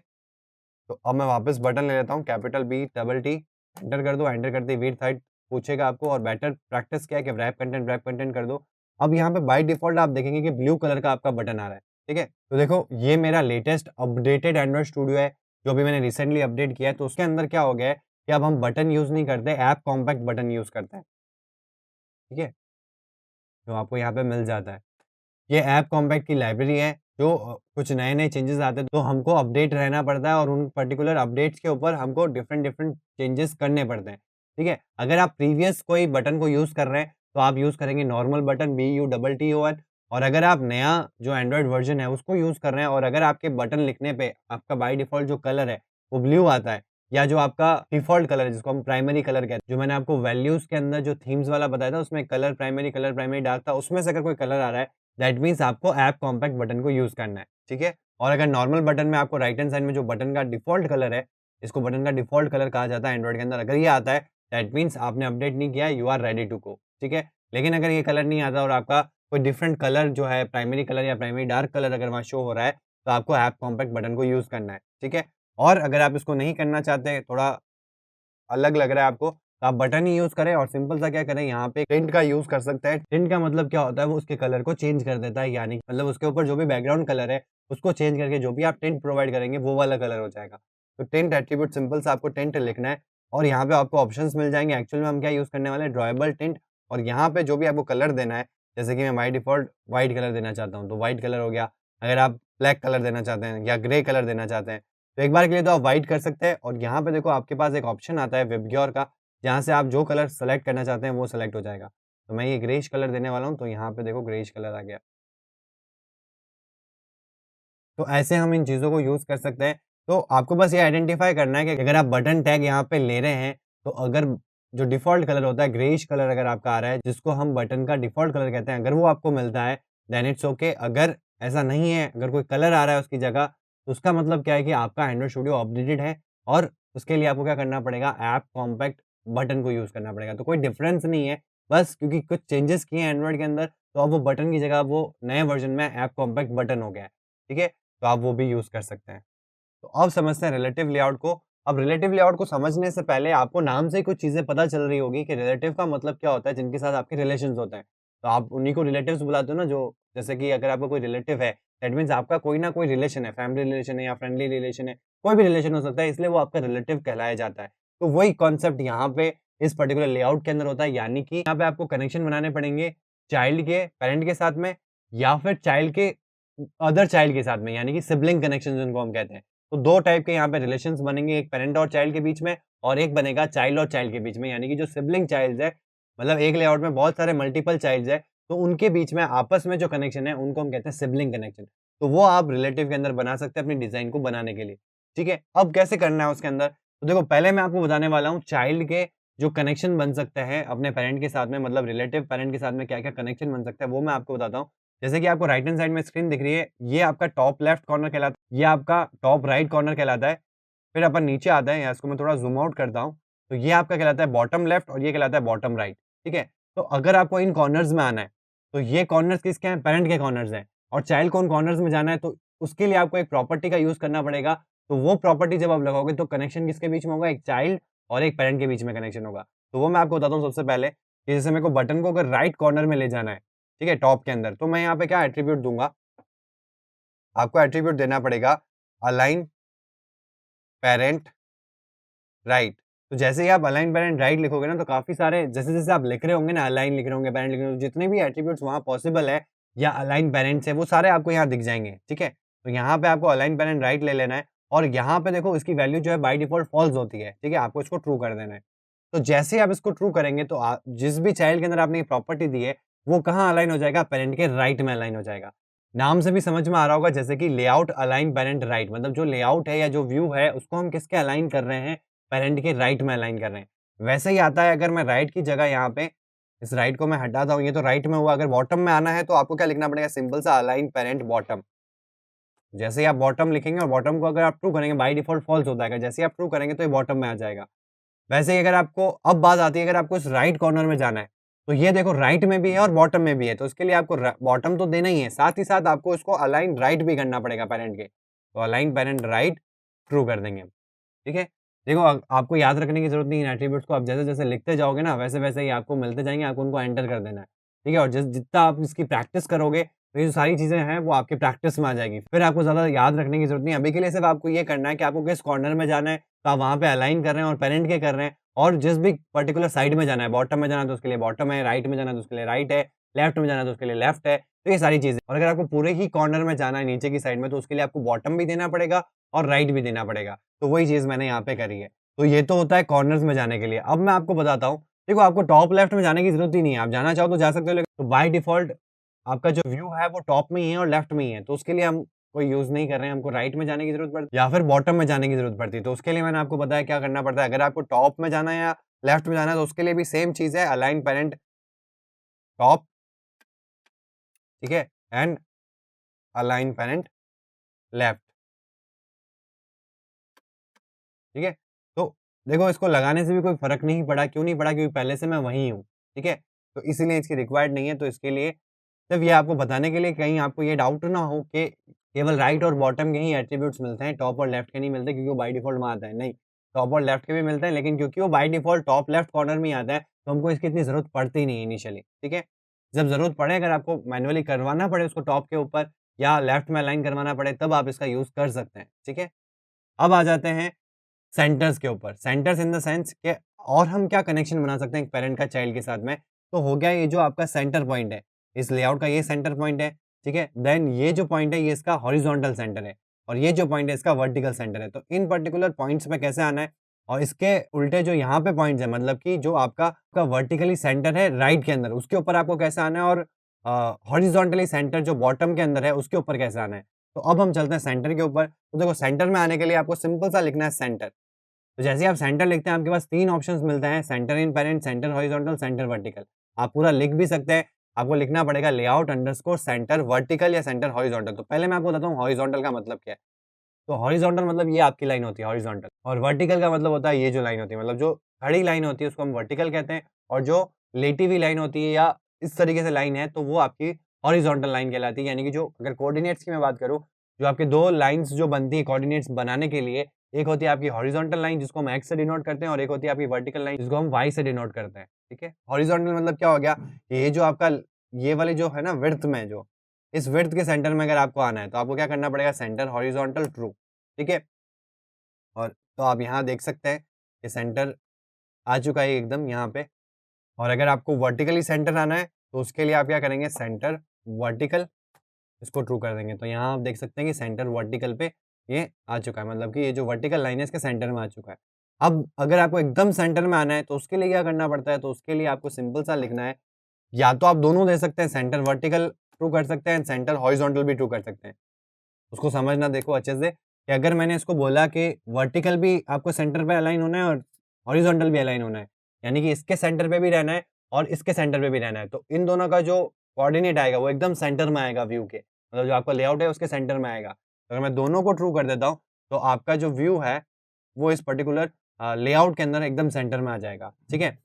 और अगर आपको 2 लाइन में नहीं लिखना है, उसका एक सिंपल सा आपको मिल जाएगा, आपको सिर्फ लिखना है सेंटर इन पैरेंट। जैसे आप सेंटर इन पैरेंट को ट्रू करते हैं, तो ये भी ऑटोमेटिकली यही काम करता है, ठीक है? या तो आप सेंटर वर्टिकल भी कर दें और सेंटर हॉरिजॉन्टल भी कर दें या फिर सिंपल सा एक सेंटर इन पैरेंट लिखें, तो तब भी आपका जो व्यू है वो सेंटर में आ जाएगा, ठीक है? अब क्वेश्चन आता है कि इस पर्टिकुलर पॉइंट पे कैसे आएँगे? जो राइट ये तो क्योंकि बाय डिफ़ॉल्ट आपका व्यू कहाँ था? लेफ्ट और टॉप के अंदर था।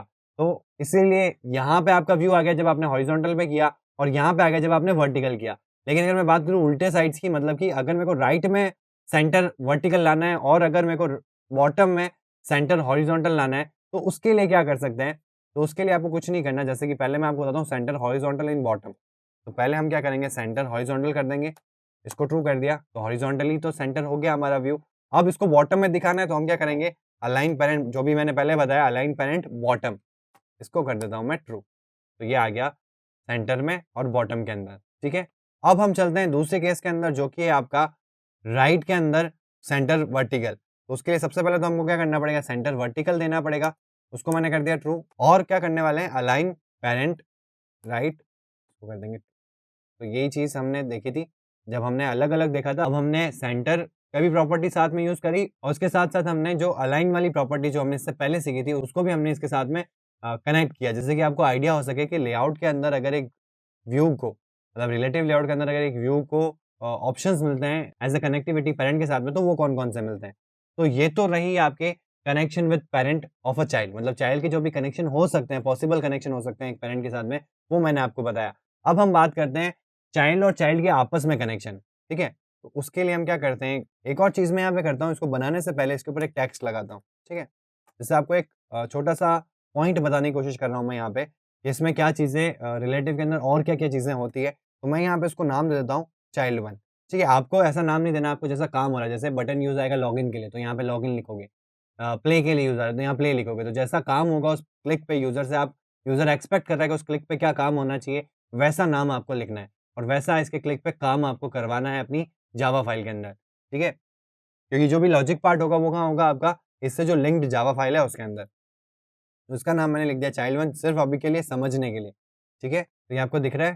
तो ये चाइल्ड 1 आ चुका है। अब ऐसा कैसा एक और बटन जो है मैं नीचे बना देता हूँ, ठीक है? तो बनाते हैं बटन, क्या करना है विड्थ और हाइट रैप, ठीक है? क्योंकि हमने एंड्रॉइड का लेटेस्ट वर्ज़न चला रखा है तो इसलिए यहाँ पे आपको ऐप कॉम्पैक्ट बटन यूज़ करना पड़ेगा या फिर आप इसको टिंट दे सकते हैं, बैकग्राउंड टिंट और जो आपने पर्टिकुलर पहले वाले बटन को दी, अगर आपको डिफ़ॉल्ट कलर चाहिए तो, ठीक है? ऐसा कोई रिक्वायर्ड नहीं है कि आप डिफ़ॉल्ट कलर ही दो, कोई ज़रूरी नहीं है। आप जैसा आपको कलर चाहिए वैसा दे सकते हैं, ठीक है? तो आप यहाँ ये मैंने वो कलर दे दिया और इसको एक टेक्स्ट दे देते हैं चाइल्ड 2 जैसे पहले वाले को दिया मैंने चाइल्ड 1 और दूसरे वाले को दिया मैंने चाइल्ड 2 ठीक है? अब आपको एक चीज़ समझ में आई होगी यहाँ पे कि यहाँ पे एक्चुअल में हो क्या रहा है। जैसे कि मैंने आपको बताया कि जब आप कोई भी रिलेशन नहीं परफ़ॉर्म करवाते हैं किसी भी व्यू के ऊपर एक लेआउट के अंदर, तो वो जो व्यू है वो कहाँ चला जाता है 0,0 कोऑर्डिनेट मतलब यहाँ पे। ये क्या कहलाया जाता है 0,0 कोऑर्डिनेट ऑफ एक्सएमएल तो यहाँ पे आपका व्यू चला जाएगा। लेकिन रिलेटिव लेआउट में क्या हुआ अगर आपने अच्छे से देखा होगा, तो जो पहले बटन आया वो इसके नीचे चला गया और जो बाद में बटन आया वो इसके ऊपर आ गया। यानी कि रिलेटिव लेआउट के अंदर क्या होती है ओवरलैपिंग होती है। मतलब रिलेटिव लेआउट के अंदर अगर आपने कोई भी रिलेशंस नहीं बना रखे हैं व्यूज़ के ऊपर या फिर आपने कॉमन रिलेशंस बना रखे हैं दोनों ही चाइल्ड या 2 से ज़्यादा चाइल्ड के ऊपर, तो वो सारे जितने भी व्यूज़ हैं जिनमें कॉमन है या कुछ भी रिलेशंस नहीं है, वो सारे के सारे क्या करेंगे आपस में ओवरलैप करेंगे। जैसे कि यहाँ मैंने दोनों में कोई रिलेशन नहीं बनाया है, तो दोनों के दोनों क्या है एक दूसरे को ओवरलैप कर रहे हैं और जो बाद में लिखा जाता है मतलब कि जो आप कोडिंग के वक़्त नीचे लिखा जाता है, वो ऊपर आता है। जैसे स्टैक में होता है, ठीक है? जो लास्ट में एंट्री करता है, वो सबसे पहले एग्ज़िट करता है, वैसा ही कुछ यहाँ पे है। तो जो लास्ट में आपने बटन मतलब जो भी आप लास्ट में लगाओगे वो उसके ऊपर आएगा। अगर सेम रिलेशंस है या फिर कोई भी रिलेशंस नहीं है, तो कोई भी रिलेशन नहीं है तब भी क्या हो गया सेम रिलेशन ही हो गया, तो वही कुछ यहाँ पे हुआ है। ठीक है? तो चाइल्ड 1 आपका गायब हो चुका है। अगर मैं इसको हटाऊँ यहाँ से, अगर मैं इसको इस बटन को कट कर देता हूँ यहाँ से, तो आप देखेंगे कि आपको बाय डिफ़ॉल्ट पहले वाला जो चाइल्ड 1 है वो दिख रहा है। तो इससे आपको क्लियर हो गया होगा कि एक इम्पोर्टेंट प्रॉपर्टी है रिलेटिव लेआउट की वो क्या है ओवरलैपिंग की।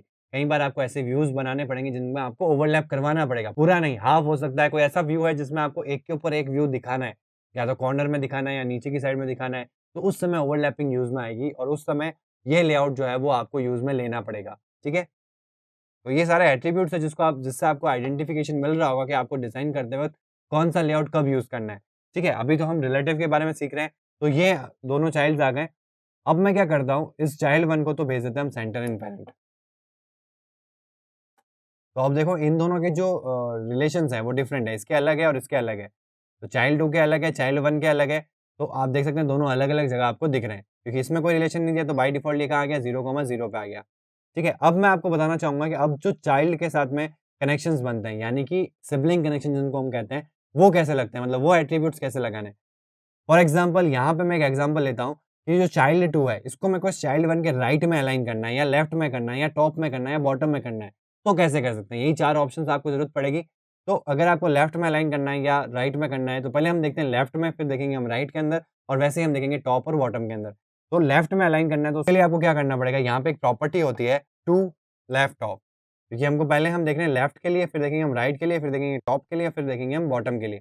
तो टू लेफ्ट ऑफ अब जैसे ही आप टू लेफ्ट ऑफ को यूज़ करते हैं, तो वो आपसे क्या माँगेगा? देखो किसके लेफ्ट में जाना है? तो जब तक मेरे को पता ही नहीं वो किसके लेफ्ट में जाना है क्योंकि अभी तो हमको पता है कि 2 ही चाइल्ड है।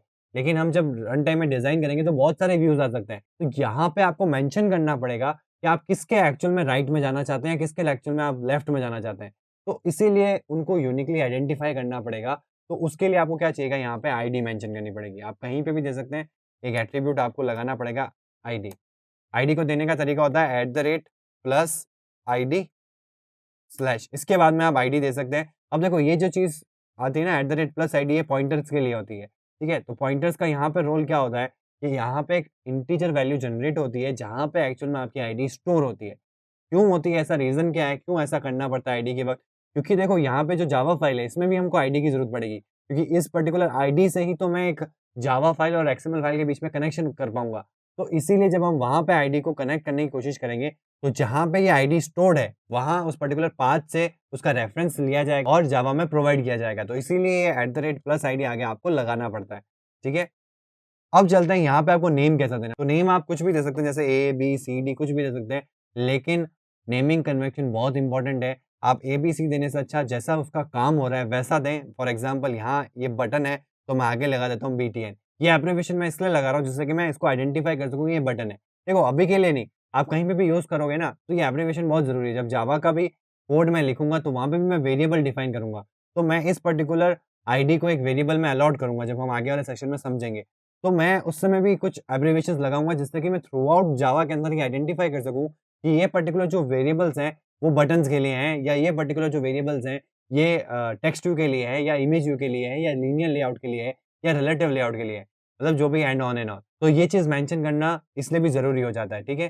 तो नेमिंग कन्वेंशन जो है वो बहुत इंपॉर्टेंट रोल प्ले करता है जब आप बड़े प्रोजेक्ट पे वर्क करेंगे, या फिर जब अपने प्रोजेक्ट को किसी को हैंडओवर करते हैं, तो उस समय भी जो दूसरा बंदा आपके कोड को समझेगा, तो उसके लिए भी बहुत ईज़ी हो जाएगा उस पर्टिकुलर कोड को समझना। तो इसीलिए आपको ऐसे नेमिंग कन्वेंशन को फॉलो करना चाहिए। तो बटन है तो आगे लगा दिया मैंने इसका एब्रिविएशन बीटीएन, टेक्स्ट टू है तो लगा दूँगा टीएक्सटी। ये मेरे एब्रिविएशंस हैं, आप अपने खुद के एब्रिविएशंस भी दे सकते हैं। सिर्फ जैसे आप बी से अगर रिकॉग्नाइज़ कर पा रहे हैं कि बी का मतलब बटन है, तो वो भी चलेगा। बट ये आगे चीज़ इसलिए मेंशन होती है ताकि आप उसको आइडेंटिफ़ाई कर सकें। तो BTN for button, TXT for text view, image के लिए हो जाएगा आईएमजी, एंड आपका जो एडिट टेक्स्ट है उसके लिए एडीटी, लीनियर है तो एलएल, रिलेटिव लेआउट है तो आरएल। तो ऐसे मल्टीपल आप जो भी एब्रिविएशन है वो लगा सकते हैं व्यूज़ के लिए, ठीक है? अब आ जाते हैं अब यहाँ पे जो भी आपको काम करवाना है, जैसे अभी के लिए तो ये चाइल्ड 1 का काम कर रहा है, ठीक है? तो मैंने इसको चाइल्ड 1 दे दिया, बीटीएन चाइल्ड 1। ऐसा आपको नहीं देना जैसे अगर प्ले काम करता है, तो इसका टेक्स्ट भी आप प्ले दोगे या इसका आइकन लोगे, बट उसकी जो आईडी दोगे वो आप क्या दोगे, बीटीएन प्ले, ठीक है? अगर आप कोई डिस्क्रिप्शन दिखा रहे हो तो टेक्स्ट व्यू के अंदर, तो उसकी आप आईडी क्या दोगे, टीएक्सटी डिस्क्रिप्शन। जिससे कि आपको आइडेंटिफाई रहे कि ये क्या एक टेक्स्ट व्यू है और ये क्या शो कर रहा है, एक डिस्क्रिप्शन शो कर रहा है, ठीक है? अबाउट अस डिफाइन कर रहे हो तो टीएक्सटी अबाउट अस, ठीक है? आप एबीसीडी कुछ भी यहाँ पे नाम दे सकते हो, बस ध्यान ये रखना है कि एक से ज़्यादा बटन के ऊपर आप सेम आईडी नहीं दे सकते, ठीक है? सारी आईडीज़ जो आप दोगे, नेम्स जो दोगे, वो यूनिक होने चाहिए उस पर्टिकुलर एक्सएमएल के अंदर, ठीक है? अब यहाँ पे आप इसको कॉल कर सकते हो, अब आप बता सकते हो कि जिसकी आईडी बटन चाइल्ड 1 है, उसके मेरे को लेफ्ट में जाना है, ठीक है? तो यहाँ पे आपको क्या करना है, @+id और इसको कॉल कर लेना है बीटीएन चाइल्ड 1। तो जैसे ही आप इसको यहाँ पे ये कॉल करोगे, देखो ये चीज़ जो है ना आपको, जो मैंने वहाँ पे आईडी दी ना, वो की वो आईडी अगर आप कट, कॉपी, पेस्ट भी कर दें, सेम जो आईडी आपने यहाँ प्रोवाइड की है, इसको यहाँ से आपने कॉपी किया और यहाँ पे पेस्ट कर दिया, तब भी ये चीज़ हो जाएगी, ठीक है? और अगर आप ऐसे लिखते हैं, तब भी आपको ऑप्शंस मिल जाएँगे, ठीक है? बीटीएन जैसे ही लिखोगे तो बीटीएन से अभी एक ही है, तो आपको दिख जाएगी। जितनी भी बीटीएन्स होगी वो भी दिख जाएगी, ठीक है? अभी एक ही है, तो टॉप में वही दिख रही है, ठीक है? तो अब यहाँ पे आप देख सकते हो कि ये जो चीज़ें यहाँ पे देखो, एक dot, dot, dot, dot, dot, dot line आ गई है। तो ये आप देख सकते हो चाइल्ड 1 के लेफ्ट में है इसका चाइल्ड 2, ठीक है? अब लेफ्ट का मतलब ये नहीं कि एग्ज़ैक्टली इसके लेफ्ट में आ जाए, क्योंकि इसने तो सेंटर अपने आप को सेंटर कर रखा है। इसको हमने सेंटर की तो कोई प्रॉपर्टी दी नहीं है। तो ये जहाँ पे था उससे क्या हो गया, उसके लेफ्ट में आ गया, इसके लेफ्ट अलाइन में आ गया, ठीक है? अब आपको क्या करना पड़ेगा, एग्ज़ैक्टली अगर इसके पास में लेके आना है, तो ये जो लाइन है, ये लाइन किस पॉइंट से आ रही है, सेंटर वर्टिकल से आ रही है। तो अभी हमने समझा कि इस जगह पे आने के लिए आपको क्या करना पड़ेगा, सेंटर वर्टिकल का यूज़ लेना पड़ेगा। तो सेंटर वर्टिकल ट्रू करेंगे, तो एग्ज़ैक्टली आप देख सकते हैं, आप इस व्यू के जो है लेफ्ट में आ चुके हैं, ठीक है? वैसे ही अगर मैं राइट में जाना है तो आप क्या करोगे, इसको मैं हटाता हूँ, वापस बटन चला गया 0, 0 पे। अब अगर राइट में आना है तो वैसा ही होता है, टू राइट ऑफ। जैसे टू लेफ्ट ऑफ था, वैसे ही टू राइट ऑफ होगा। इस पे आपको क्या देना है, आईडी बीटीएन चाइल्ड 1, ठीक है? तो ये राइट में आ गया। वही चीज़ राइट में आ गया, क्योंकि इसको सेंटर प्रॉपर्टी अलाइन है तो ये सेंटर में है, ये बाय डिफ़ॉल्ट यहाँ नहीं आएगा राइट का मतलब। राइट अलाइन हो गया ना, ये भी तो राइट ही क्या हो गया, इसके राइट में आना है, ये थोड़ा ना इसके जस्ट पास में आना है राइट के अंदर। इसके राइट में आना है, तो ये राइट में आ गया। अब आप यहाँ देख सकते हो कि अगर इस पर्टिकुलर जगह पे अगर आपका आना है तो आपको क्या देना पड़ेगा, ये लाइन कौन-सी आ रही है, सेंटर वर्टिकल की।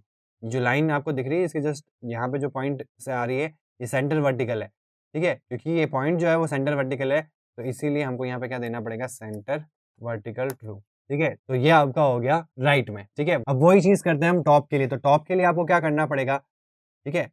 टू वाला कॉन्सेप्ट तो नहीं होगा, लेकिन एक होता है लेआउट अबव, ठीक है? थोड़ा-सा अलग है, बट आपको नाम से पता चल जाएँगे सारे एट्रिब्यूट्स कि उनका काम क्या हो रहा है, ठीक है?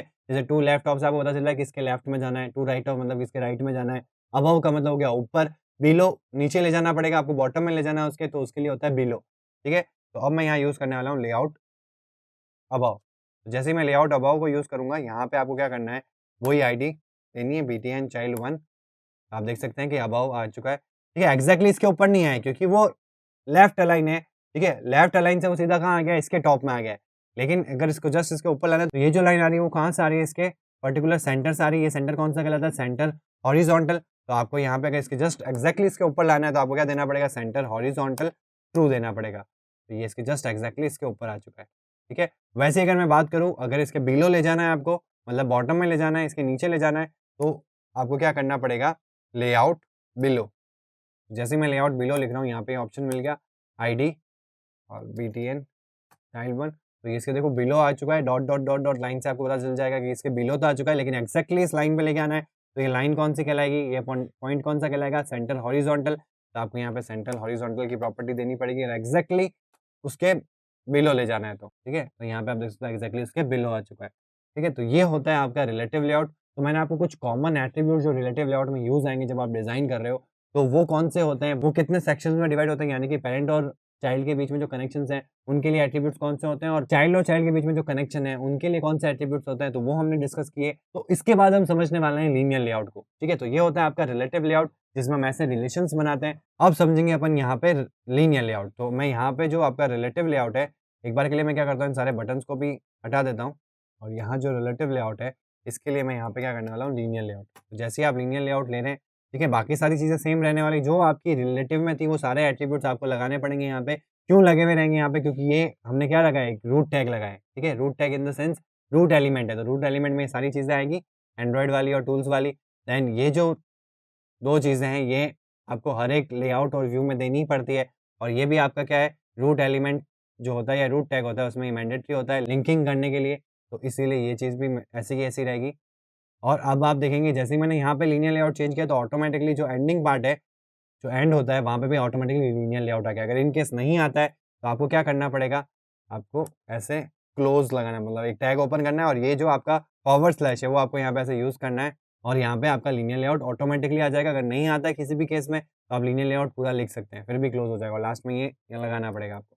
बट आपकी प्रैक्टिस ऐसी होनी चाहिए कि आप जितना जल्दी हो सके इस कोड को लिख पाए, क्योंकि आपको सजेशंस मिलते रहेंगे पर्टिकुलर टाइम पे। ठीक है, बट उनका मतलब भी पता होना चाहिए, इसलिए मैं इस सेशन में सारी चीज़ें समझा रहा हूँ आपको और उन एट्रीब्यूट्स को यूज़ कर रहा हूँ। ठीक है, तो आप ऐसा फर्स्ट टाइप करते ही उनको यूज़ भी कर सकते हैं। अब चलते हैं अपन सीधा इसके अंदर। तो इसमें क्या प्रॉपर्टीज रहने वाली है, देखो नाम से ही क्या सजेस्ट हो रहा है, लीनियर का मतलब लीनियर पैटर्न। लीनियर पैटर्न क्या होता है, या तो एक के बाद में एक या एक के नीचे एक। ठीक है, कहीं भी लीनियर का मतलब क्या हो गया, लाइन लाइन टर्म से तो लीनियर आया है, तो एक लाइन में अगर कोई चीज़ लगी हुई है तो उसको हम लीनियर कह सकते हैं।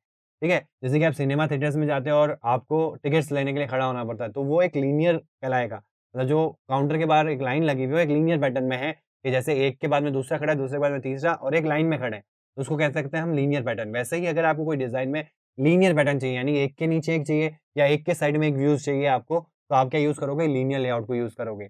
ठीक है, अब आप बोलोगे कि यार ये ऐसा कोई डिज़ाइन तो कभी आएगा नहीं कि आपको एक के नीचे एक ही लगाना पड़ेगा या एक के साइड में एक ही लगाना पड़ेगा, बट ऐसा नहीं है। बट ऐसा कई बार होगा कि आपको इनकी ज़रूरत पड़ेगी, इस लीनियर लेआउट की। क्यों ज़रूरत पड़ेगी उसका रीज़न बताता हूँ मैं आपको। जैसे कि आप कोई फॉर्म फिलअप करा रहे हो, ठीक है, फॉर्म में क्या होता है, नेम आता है, जहाँ पे यूज़र अपना नेम डालता है, उसकी हाइडिंग होगी, उसका एक इनपुट लेआउट होगा, देन फादर्स नेम होगा, उसका एक इनपुट लेआउट होगा। ऐसे सारी जो आपको पैटर्न दिखेगा फॉर्म वाले में, लॉगिन में, साइन अप के अंदर, ये सब आपको लीनियर पैटर्न में ही दिखेंगे मोस्टली केसेस में। तो उनको आप डायरेक्टली किस तरीके से डिज़ाइन कर सकते हैं, लीनियर लेआउट से। अब मैं आपको बताता हूँ कि उस पर्टिकुलर चीज़ को आप रिलेटिव लेआउट से भी कर सकते हैं। अभी थोड़ी देर पहले हमने रिलेटिव लेआउट के बारे में समझा, तो ये सारी जो चीज़ें हैं जो हमने लीनियर में बनाई हैं या इस पर्टिकुलर डिज़ाइन की जो आप बात कर रहे हैं, वो आप रिलेटिव लेआउट से भी बना सकते हैं। कैसे, लेआउट बिलो का यूज़ करते हुए। एक के नीचे एक ही तो लाना है, तो सबकी आईडीज़ दो, उसको बिलो बिलो करके भी आप डिज़ाइन कर सकते हो।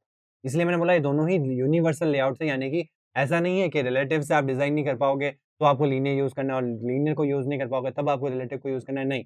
आपको डिज़ाइन को देखना है, कोई आइडेंटिफ़ाई करना है कि आपके लिए कौन-सी अप्रोच बेटर है, रिलेटिव वाली अप्रोच बेटर है या लीनियर वाली अप्रोच बेटर है।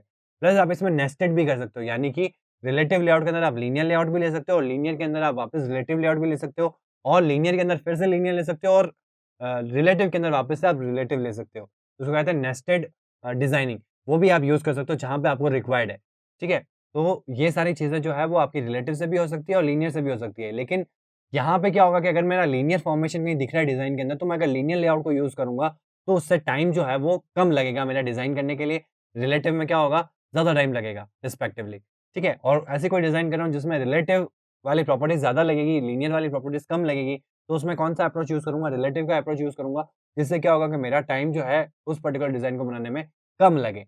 तो अब चलते हैं सीधा यहाँ पे, और यहाँ पे मैं एक बटन बनाता हूँ, ठीक है? कोई भी एक व्यू बना रहा हूँ यहाँ पे, रैप, तो यहाँ पे मैं क्या कर दूँगा, टिंट दे देता हूँ, ठीक है? आप ऐप कॉम्पैक्ट बटन को भी यूज़ कर सकते हैं, और अगर आप अपना प्रीवियस वर्ज़न यूज़ कर रहे हैं एंड्रॉइड स्टूडियो का, तो आप बटन लोगे ना तो नॉर्मल जो बाय डिफ़ॉल्ट कलर आता है ना, वही आएगा बटन का, ठीक है? तो यहाँ पे मैं ग्रेइश कलर ले लेता हूँ। जिससे हमको एक बटन की फ़ील आ सके। आप कोई भी कैसा भी तरह का आप डिज़ाइन पे वेरी करता है कि आप डिज़ाइन कैसे यूज़ कर रहे हैं और उसी पे आपका बेस्ड होता है आपका बटन, ठीक है? तो ज़रूरी नहीं कि ऐसा ग्रे कलर का ही हो, डिफरेंट कलर का भी हो सकता है, ठीक है? मैं अपने डिज़ाइन में अगर ब्लू कलर का बटन करना चाहता हूँ, रेड कलर का, तो वो भी पॉसिबल है, ठीक है? बट जो बाय डिफ़ॉल्ट एंड्रॉइड कलर देता है बटन का, वो आपका ये होता है, ठीक है? अब आ जाते हैं अपन नेक्स्ट बटन बनाते हैं इसके अंदर। तो यहाँ पे आप देख सकते हैं कि जैसे ही मैंने दूसरा बटन बनाया, दूसरा बटन ऑटोमेटिकली कहाँ आ गया इसके राइट में। पिछले लेआउट के अंदर हमने रिलेटिव के अंदर देखा था कि वो ओवरलैप कर रहा था, लेकिन लीनियर में उसका उल्टा होता है, यानी कि रिलेटिव में ओवरलैपिंग होती है, लीनियर के अंदर ओवरलैपिंग नहीं होती है। तो या तो वो राइट में चला जाएगा या बॉटम में चला जाएगा। तो मैं जितने भी यहाँ पे बटन्स या जितने भी व्यूज़ आगे बनाता जाऊँगा, वो इसके राइट अलाइन होते रहेंगे ऑटोमेटिकली। यहाँ पे आप देख सकते हैं कि जैसे ही मैं एक नेक्स्ट बटन लेता हूँ इसके नीचे, तो आप देख सकते हैं कि राइट में अलाइन होता गया और मैंने 5 बटन लिए तो पाँचों के पाँचों बटन आपको एक लाइन में दिख रहे हैं, ठीक है? तो ये लीनियर की प्रॉपर्टी होती है। अगर आपको ऐसी कोई डिज़ाइन चाहिए तो आप लीनियर को यूज़ कर सकते हैं। प्लस ये तो हुआ राइट में, क्योंकि बाय डिफ़ॉल्ट इसका जो ओरिएंटेशन होता है वो हॉरिज़ॉन्टल होता है। अगर आपको इसका ओरिएंटेशन चेंज करना है तो जो लीनियर की जो जहाँ लीनियर के आप एट्रिब्यूट्स देते हो, वहाँ पे आपको आना है और यहाँ पे आपको एक एट्रिब्यूट लगाना है ओरिएंटेशन। और यहाँ पे देखो ओरिएंटेशन में आपको 2 ऑप्शन मिल जाएँगे, वर्टिकल एंड हॉरिज़ॉन्टल। तो आपको यहाँ पे क्या दे देना है, वर्टिकल। क्योंकि बाय डिफ़ॉल्ट क्या ओरिएंटेशन होता है, हॉरिज़ॉन्टल होता है। अगर आप उसका ओरिएंटेशन नहीं भी देंगे, तो वो हॉरिज़ॉन्टली अलाइन होगा। लेकिन अगर आपको चाहिए कि वर्टिकली देना है, तो आपको मैनुअली जाके वो ओरिएंटेशन में वर्टिकल करना पड़ेगा। तब आप देख सकते हैं राइट हैंड साइड में कि अब जो भी आपके व्यूज़ हैं, वो एक के नीचे एक अलाइन हो गए। तो ये प्रॉपर्टी होती है, ये मेन फीचर होता है लीनियर लेआउट का, ठीक है? अब इसमें भी अगर सेंटर आपको देना है, तो आप सेंटर वाले जो एट्रिब्यूट्स रिलेटिव के थे, वो यहाँ काम नहीं करेंगे। मतलब कि जो रिलेटिव वाले एट्रिब्यूट्स हैं, वो आपके दूसरे लेआउट्स में या कि लीनियर के अंदर या कोई भी दूसरे लेआउट में काम नहीं करेंगे और लीनियर के कोई एट्रिब्यूट्स हैं, तो वो डिफरेंट कोई दूसरे पर्टिकुलर लेआउट्स में वर्क नहीं करेंगे। मतलब कि जो पर्टिकुलर एट्रिब्यूट्स उस लेआउट के लिए लिखे गए हैं, वो उसी लेआउट में फंक्शन करेंगे, दूसरे किसी भी लेआउट में वो फंक्शन नहीं करेंगे। तो यहाँ पे अगर मेरे को सेंटर में लाना है इस बटन को या इस पूरे सारे बटन्स को, तो मैं यहाँ पे सेंटर इन पेरेंट या सेंटर वर्टिकल, सेंटर हॉरिजॉन्टल नहीं दे सकता, वो रिलेटिव की प्रॉपर्टीज़ है। तो अगर मेरा ये जो बटन है, ये किसका चाइल्ड होता? रिलेटिव का होता, तो मैं इसमें वो एट्रिब्यूट्स जो है या वो प्रॉपर्टी जो है वो लगा सकता। तो अब लीनियर के अंदर अगर सेंटर देना है तो कैसे देंगे? तो हम लीनियर के अंदर सेंटर देने के लिए यूज़ करते हैं ग्रेविटी को। देखो ग्रेविटी जो एट्रिब्यूट है ना, वो आपको रिलेटिव में भी मिल जाएगा। ग्रेविटी एट्रिब्यूट लगता है लेआउट के अंदर। तो ग्रेविटी जो करता है वो अपने चाइल्ड के ऊपर इम्पैक्ट लाता है। इसलिए वो सारे लेआउट्स के ऊपर लगता है, यानी कि ये रिलेटिव में भी पॉसिबल है और लीनियर में भी पॉसिबल है।